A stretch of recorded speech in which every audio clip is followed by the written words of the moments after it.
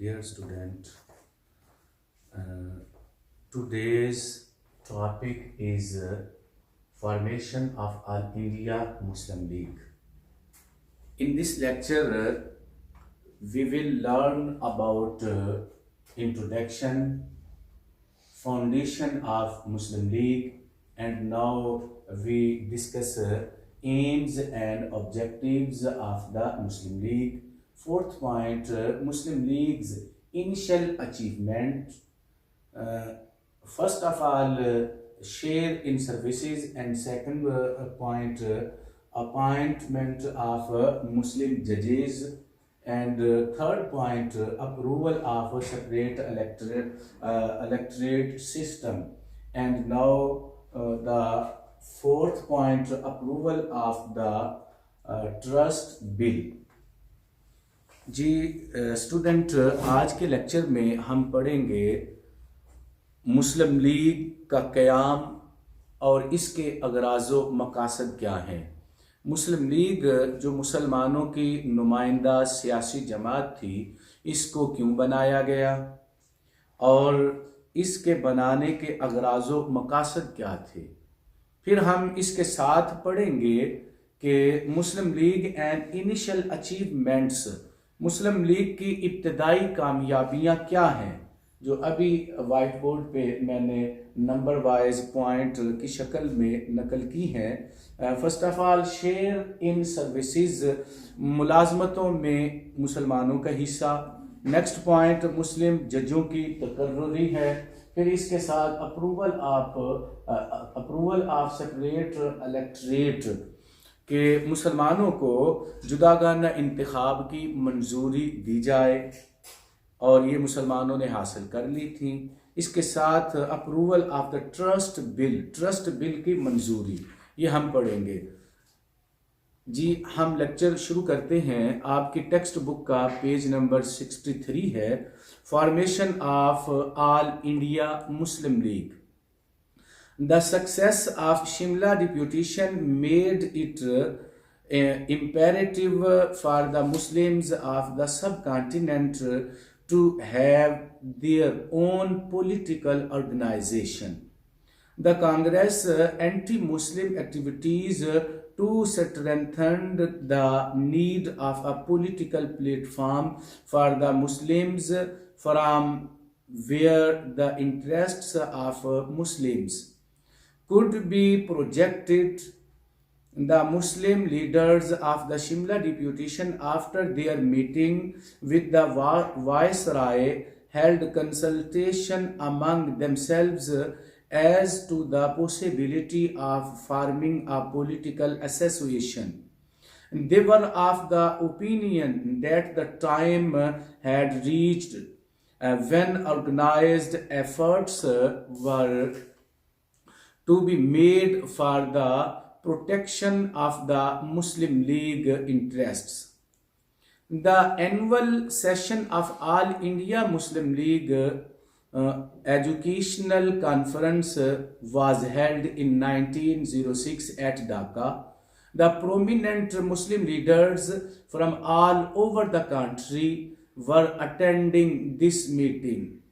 When the meeting ended, Nawab Salimullah Khan of Dhaka convened a political meeting of the Muslim leaders at his residence.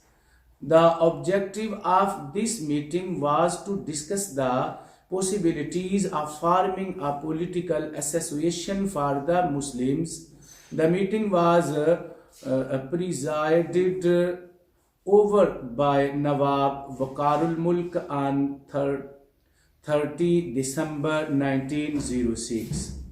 Nawab Salimullah Khan of Dhaka had already circulated an idea of the political organization known as All India Muslim Confederacy. Nawab Waqarul Mulk, in his presidential address, stressed the need for a political platform for the Muslims. He said that Congress political activities were highly injurious for the Muslims, for which Sir Syed Ahmad Khan and asked the Muslims to keep away from the Congress politics.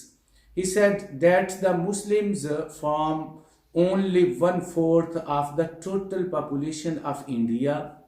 It is very obvious that if the British leave the country at any time, the Muslims will come under the domination of that nation, which is 4 times more numerous than the Muslims. The other participants also expressed their views in favor of forming a political organization for the Muslims.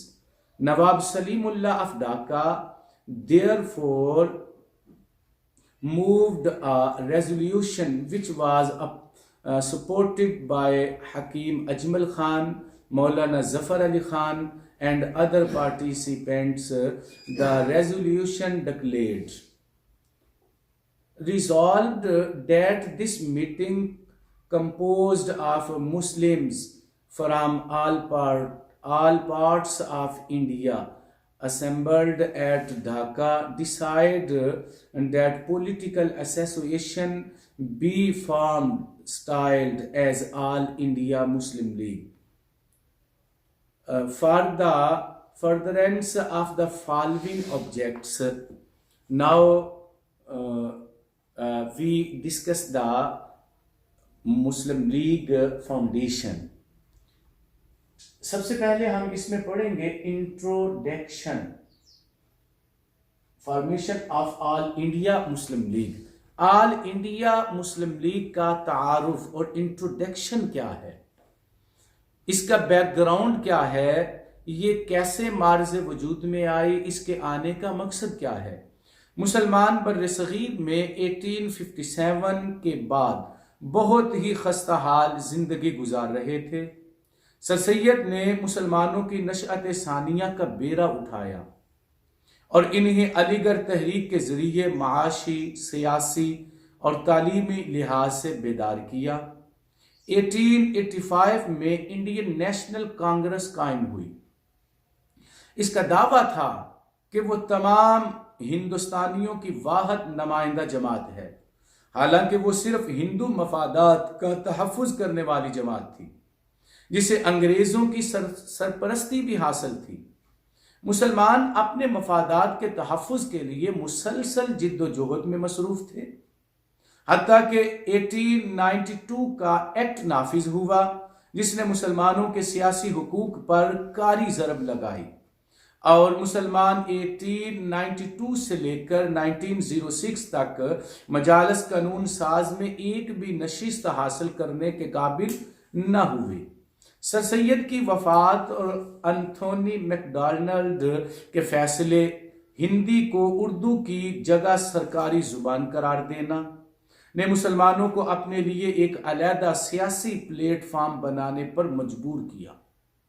نواب محسن الملک نے اس سلسلے میں India کے کچھ حصوں کا دورہ کیا، لیکن انہوں نے سیاسی پلیٹ فارم کی تشکیل کے لیے حالات سازگار نہ پائے. 1906 میں شملہ وفد کی کامیابی نے مسلمانوں کے حوصلے بلند کر دیے اور نواب سر سلیم اللہ آف ڈھاکہ نے اس وقت مسلمانوں کے لیے ایک سیاسی جماعت تشکیل دینے کی تجویز پیش کی.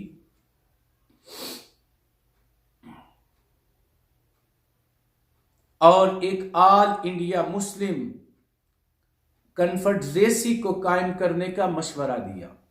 نواب وقار الملک نے اس مشورے کے پیش نظر 30 دسمبر 1906 میں آل انڈیا مسلم ایجوکیشنل کانفرنس کے سالانہ اجلاس میں متفقہ طور پر فیصلہ کیا کہ آل انڈیا مسلم لیگ کا قیام عمل میں لایا جائے.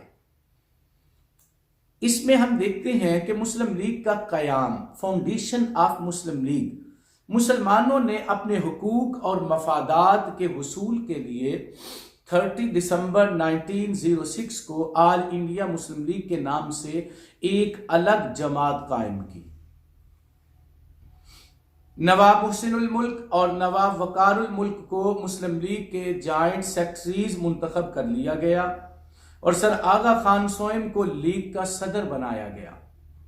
نواب سلیم اللہ خان نے مسلم لیگ کے قیام پر ایک قرارداد پیش کی جس کی تائید مولانا ظفر علی خان، حکیم اجمل خان اور مولانا محمد علی نے کی۔ مولانا محمد علی جوہر نے مسلم لیگ کے قواعد و ضوابط کے متعلق ایک دستاویز تیار کی جسے گرین بک کہا جاتا ہے۔ مسلم لیگ کا قیام مخصوص اغراض و مقاصد کے لیے عمل میں لایا گیا تھا، جس میں ہم دیکھتے ہیں aims and objectives of the Muslim League. First of all, to promote among the Muslims of India feelings of loyalty to the British government and to remove any misconception that may arise as to the intention of the government with regard to any of the measures. Next, aims to protect and advance the political rights and interests of the Muslims of India and to respectfully represent their needs and aspirations to the government. And third point, aims and objectives of the Muslims to prevent the arise among the Muslims of India of any feelings of hostility towards other communities without prejudice to other aforementioned objects of all Muslim League. جی اس میں ہم aims and objectives of the مسلم لیگ، مسلم لیگ کے اغراض و مقاصد کو discuss کر رہے ہیں، جن میں سے فرسٹ پوائنٹ یہ تھا کہ مسلمانان ہند کے مابین برطانوی حکومت کے لیے وفاداری اور دوستی کے جذبات پیدا کرنا اور حکومتی کارروائیوں سے پیدا ہونے والے شکوک و شبہات کو دور کرنا، کیونکہ اس وقت مسلمان اور برٹش حکومت کے درمیان کافی سارے تضادات موجود تھے۔ مسلمان یہ سمجھتے تھے کہ انگریز نے، برٹش حکومت نے 1857 کی جنگ آزادی میں مسلمانوں سے یہ ملک چھینا ہے، یہ زبردستی قابض ہوئے ہیں، اور دوسری جانب برٹش حکومت یہاں کی حکمران تھی، ان کا یہ خیال تھا کہ مسلمانوں نے ہمارے خلاف غدر کیا ہے، ریوالٹ کیا ہے، دھوکہ دہی کی ہے۔ تو مسلمانوں کے دلوں میں بھی نفرت تھی، برٹش حکومت کے درمیان بھی نفرت کا پہلو تھا، اور حکومت اور ان دونوں کی آپس میں نہ بنتی تھی۔ مسلم لیگ کے قیام کا پہلا مقصد یہ تھا کہ مسلمانان ہند کے مابین برطانوی حکومت کے لیے وفاداری اور دوستی کے جذبات پیدا کیے جائیں۔ جو اختلافات برٹش اور مسلم دونوں کے درمیان ہیں، ان اختلافات کو دور کیا جائے اور حکومتی کارروائیوں سے پیدا ہونے والے شکوک و شبہات کو بھی دور کیا جائے۔ اس پہلو میں ہم دیکھتے ہیں سر سید احمد خان نے بڑا اہم کردار ادا کیا۔ آپ نے انگریز اور مسلمانوں کے شکوک و شبہات کو دور کرنے کے لیے بہت ساری میٹنگز کی ہیں، بہت ساری کتابیں لکھی ہیں، جرنلز شائع کیے ہیں، رسالے اور جرائد شائع کیے ہیں، جن سے آپ نے یہ باور کروایا ہے کہ مسلمان برٹش کے مخالف نہیں ہے۔ اسی مقصد کے لیے سر سید احمد خان نے رسالہ اسباب بغاوت ہند بھی لکھا تھا۔ نیکسٹ پوائنٹ، مسلمانان ہند کی خواہشات اور مطالبات کو حکومت برطانیہ کے سامنے باعزت اور باوقار انداز میں پیش کرنا اور مسلمانوں کے سیاسی حقوق اور مفادات کی ترجمانی کرنا۔ مسلم لیگ کے مقاصد میں سے ایک مین مقصد یہ بھی تھا کہ مسلمانوں کو ہر میدان میں پس پشت ڈالا جا رہا تھا، پیچھے پھینکا جا رہا تھا.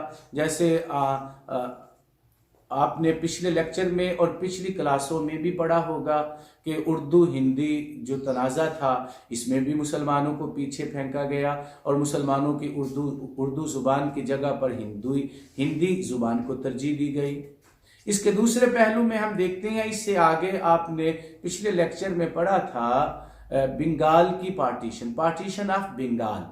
وہاں بھی مسلمانوں کے مفادات کو دھچکا لگا تھا اور مسلمانوں کے جو خیالات تھے، مسلمانوں کے جو جذبات تھے، ان جذبات کو مجروح کیا گیا.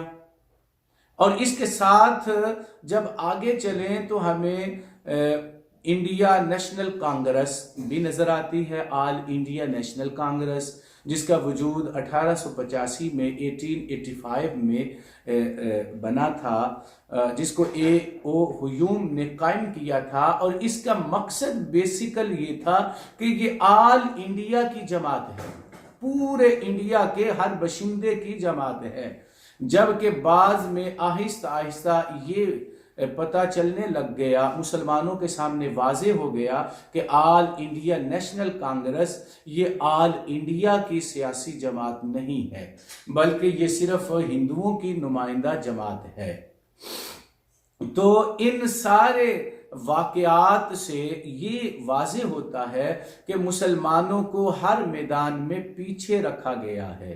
تو مسلمانوں نے یہ محسوس کیا کہ جیسے ہندوؤں کی نمائندہ جماعت آل انڈیا نیشنل کانگریس ہے، اسی طرح مسلمانوں کی بھی ایک نمائندہ جماعت ہو جو مسلمانوں کے جو مطالبات ہیں، مسلمانوں کے جو سیاسی حقوق ہیں، جو مسلمانوں کے سیاسی حقوق اور مفادات کی ترجمانی کرے، ایسی بھی ایک جماعت ہونی چاہیے.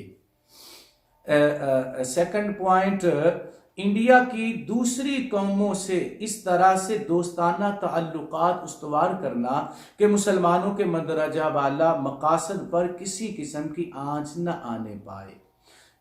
بر صغیر میں انڈیا کے اندر صرف ایک قوم آباد نہیں تھی، اس میں بہت ساری قومیں آباد تھیں. اور آل انڈیا مسلم لیگ، اس کے مقاصد میں سے ایک مقصد یہ تھا کہ یہ باقی قوموں کے ساتھ بھی اپنا رابطہ استوار کرے. The Karachi session of the Muslim league.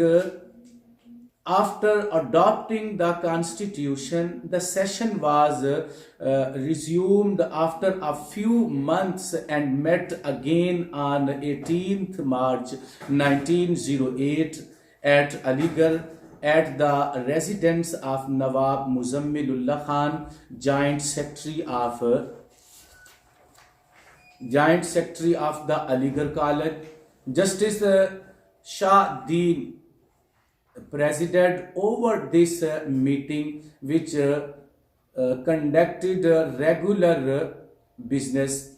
His Highness the Aga Khan was elected as the president and Major Hassan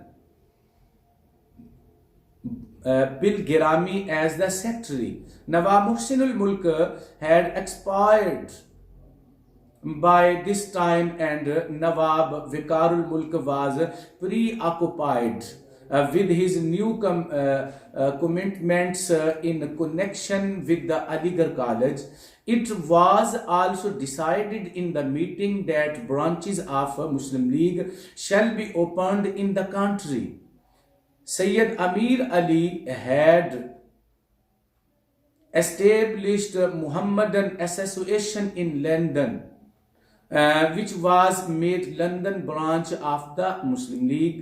The Muslim League met with immediate success in the initial stages of its struggle.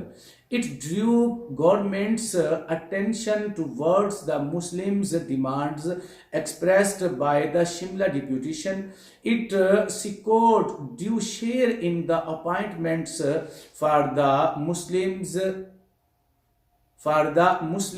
added also seats in the legislative bodies on local, provincial and central level. It demanded the appointment of Muslim judges in the courts. It also secured adequate safeguards for the educational interests of the Muslims by getting due representation for the Muslims on the syndicate and senates of the Indian universities. The most important demand of separate electorate was connected by the government and incorporated in the Minto-Marley reforms 1909. Many Muslims rose to the judgeship of higher courts, who were Mr. Sharafuddin, Calcutta High Court, Mr. Karamat Hussain, Allahabad High Court, and Mr. Shahdeen, Punjab High Court. The Muslim League, to get the Awqaf bill passed by which the management of Awqafs in the country was taken over by the government. Now we discuss the objectives and aims of the Muslim League. Muslim league کا سب سے پہلا اجلاس جو 29 اور 30 دسمبر 1907 کو کراچی میں آدم جی پیر by کی صدارت میں ہوا، جس میں مسلم لیگ کے دستور میں مندرجہ بالا مقاصد کو شامل کیا گیا۔ سید امیر علی نے لندن میں محمدن ایسوسی ایشن کا قیام عمل میں لا کر لندن میں مسلم لیگ کی شاخ کا سنگ بنیاد رکھا۔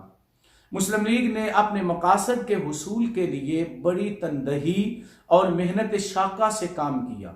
مسلسل جد و جہد اور عمل فہیم کی وجہ سے مسلم لیگ کو شروع سے ہی کامیابیاں حاصل ہونا شروع ہو گئیں۔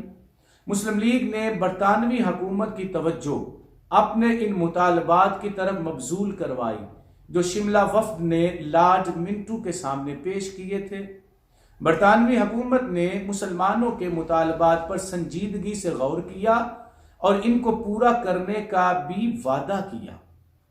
Now we discuss اب ہم مسلم لیگ لیگز انیشل اچیومنٹس کی طرف آتے ہیں۔ Now اس میں یہ لفظ کا اضافہ ہے، انیشل اچیومنٹس ہے، انیشل اچیومنٹس کہ مسلم لیگ کی ابتدائی کامیابیاں کیا تھیں۔ ان میں ہم فرسٹ آف آل دیکھتے ہیں share in services. First point, ملازمتوں میں حصہ۔ ابتدائی کامیابیوں میں مسلم لیگ نے شملہ وفد کے ذریعے برطانوی حکومت سے مختلف صوبائی اور مرکزی ملازمتوں میں مسلمانوں کے لیے مخصوص حصے کا مطالبہ کیا تھا۔ مسلمانوں کا یہ مطالبہ پورا کیا گیا اور ان کو تمام ملازمتوں میں مناسب نمائندگی دی گئی۔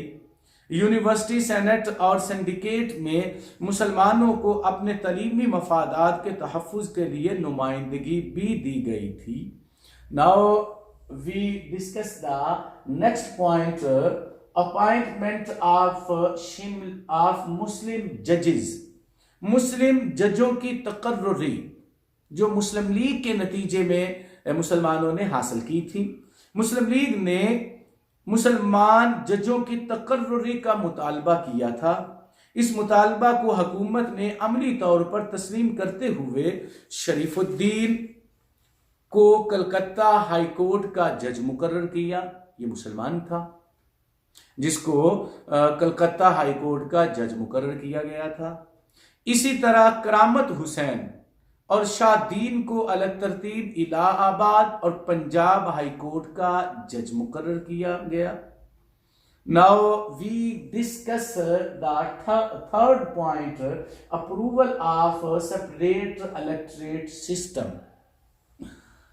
جداگانہ انتخاب کی منظوری، یہ بھی مسلم لیگ کے قیام کے بعد مسلمانوں نے اس اچیومنٹ کو حاصل کیا ہے۔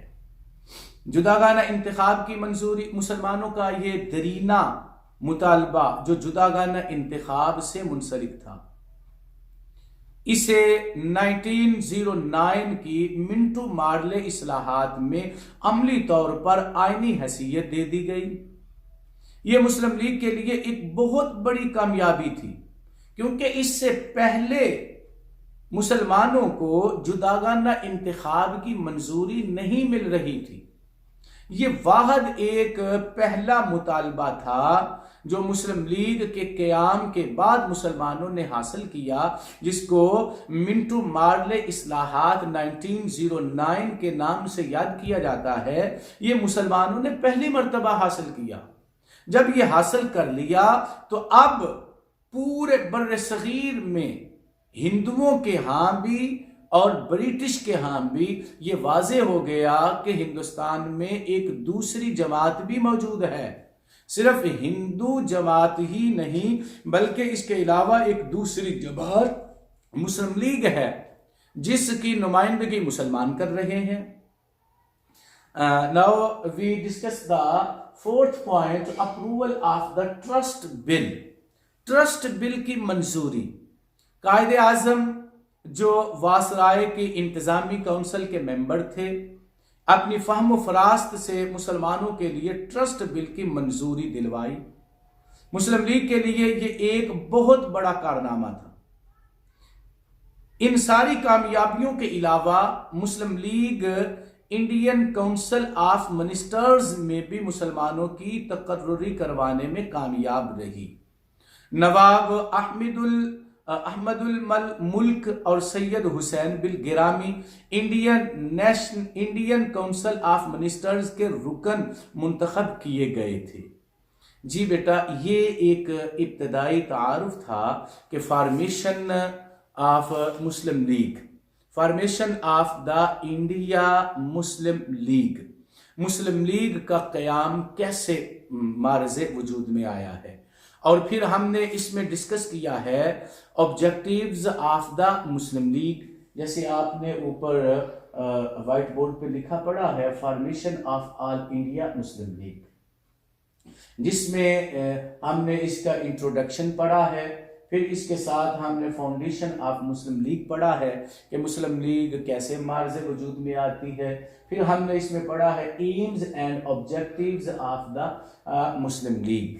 پھر اس میں ہم نے پڑھا ہے مسلم لیگز انیشل اچیومنٹس، ان میں ہم نے first of all share in services and second appointment of Muslim ججز، third point approval of separate electorate system پڑھا ہے۔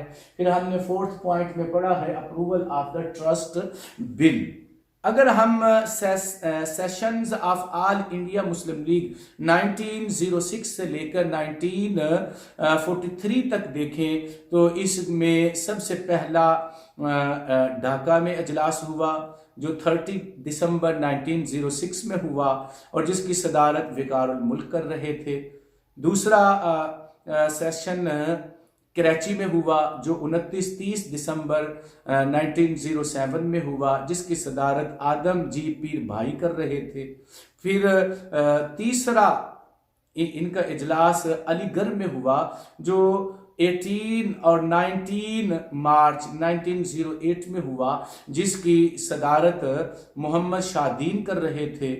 پھر امرتسر میں ہوا جو 30-31 دسمبر 1908 میں ہوا، جس کی سربراہی یا صدارت سر امام علی کر رہے تھے۔ دلی میں اجلاس ہوا جو 29-30 جنوری 1910 کو ہوا تھا، جس کی صدارت غلام علی خان بہادر کر رہے تھے۔ پھر ناگپور میں ان کا ایک اجلاس ہوتا ہے جو 28-29 دسمبر 1910 کو ہوا، جس کی صدارت سید نبی اللہ نے کی ہے۔ پھر کلکتہ میں ان کا اجلاس ہوتا ہے جو 3 اور 4 مارچ 1912 کو ہوتا ہے، جس کی صدارت سلیم اللہ خان کرتے ہیں۔ پھر ایک اجلاس ان کا لکھنؤ میں ہوتا ہے جو 22 اور 23 مارچ 1913 میں ہوتا ہے، جس کی صدارت ابراہیم رحمت اللہ کرتے ہیں۔ پھر بمبئی میں اجلاس ہوتا ہے جو 30 دسمبر 1915 کو انعقاد پذیر ہوتا ہے، جس کی صدارت مولوی مظہر الحق کرتے ہیں۔ लखनऊ में अजलास 30 और 31 दिसंबर 1916 में होता है, जिसकी सदारत M.A. जना करते हैं। फिर कलकत्ता में इनका इजलास होता है जो 30 दिसंबर 1917 को होता है, जिसकी सदारत राजा साहिब ऑफ महमूद आबाद करते हैं। फिर बंबई में इनका अजलास होता है जो 31 अगस्त 1 सितंबर 1918 में होता है, जिसकी सदारत राजा साहिब ऑफ महमूद आबाद करते हैं। फिर 11वां अजलास दिल्ली में इनेकाद पजीर होता है जो 30 दिसंबर 1918 में होता है, जिसकी सदारत मौलवी फजलुल हक करते हैं।